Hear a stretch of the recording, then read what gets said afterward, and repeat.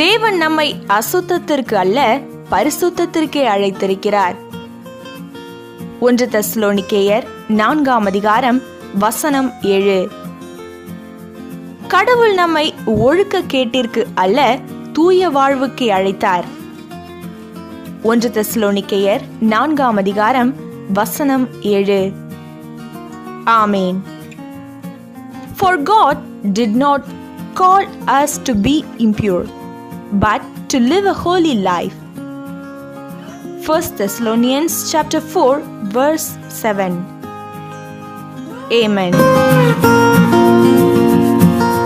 வாழ்வில் தினமும் சந்திக்கும் பிரச்சனைகளினால் மனமுடைந்து போய் ஜெபிக்க முடியாத சூழ்நிலையில் இருப்பவரா நீங்கள்? இதோ உங்களுக்காக அர்த்தமுள்ள ஆறுதல் நிறைந்த வசனங்களோடு கூடிய ஜெபம் காலை 5 மணி மற்றும் இரவு 8:30 மணிக்கு டெய்லி பிரேயர் லைஃப் சேனலில் காண தவறாதீர்கள். சேனலிற்கான லிங்க் டிஸ்கிரிப்ஷன் மற்றும் கமெண்டில் உள்ளது.